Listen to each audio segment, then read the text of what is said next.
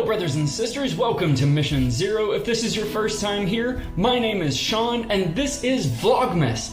So today, I gotta stop saying so. Okay, so, and right. If you watch my videos, you know these are my three words. They're my and I have got to just get rid of those. Anyway, the thing I would like to talk about today, because the Lord just sort of downloaded it to me today, it's not a new sermon, it was something I needed to hear today, is out of Mark 8, and it is verse 5, and to give a little context before I read it. So, Jesus is wandering about preaching, and there's a bunch of people that have been following him, and they've been going for like 3 days, and some of these people came from a long way off, and so after 3 days of listening to him preach, they are running out of food. And so the disciples come and are like, what are we going to do to feed these fools? And Jesus' response is in verse 5, and he says, how many loaves of bread do you have? Now, I have 0 loaves of bread, and I'm starving right now, so I'm going to go have lunch, and I'll be back in a minute. Well, okay, done with lunch. So to pick up this thread, right, so Jesus says, how many loaves do you have? And then he takes the loaves and he multiplies them and he feeds the whole group of people. The interesting thing about that is, as with everything Jesus says, he was not talking about one thing. Jesus is never talking about one thing, right? So what the real lesson for us is out of that is, even God is not going to just provide for you. You've got to have something to start with. You had to have a loaf of bread. You had to have a fish, right? He will multiply what you have to give you abundance. But you have to start with something. You have to have some skin in the game. You have to be doing some part of your own in that.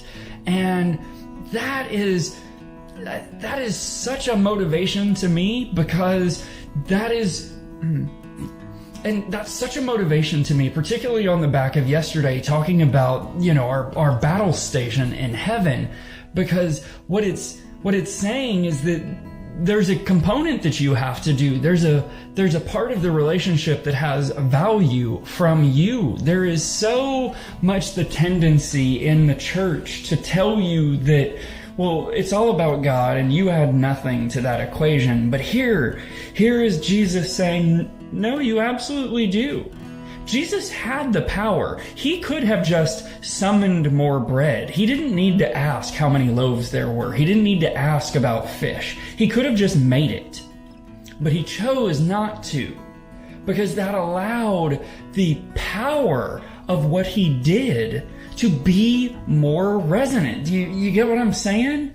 We like to have more skin in the game. And in fact, it has more impact to us if we have done something, if we have contributed somewhat to the miracle. Our belief is enhanced by the input that we have. And so the message here, the thing that I find so heartening, is that God waits for us to act so that he can act even more.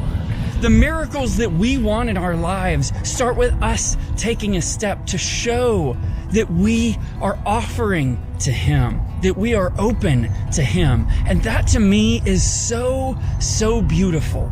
And so that is my exhortation for us, is if there is something that you've been wanting, if there is some prayer that you've had, if there's something that you're asking God for, give a little, take a step of faith towards it, and see if he won't reward you. See if he won't come through. See if he won't feed you. And so I love you, and may God pour out the blessings that you are seeking today. And may this make you an even you-ier you.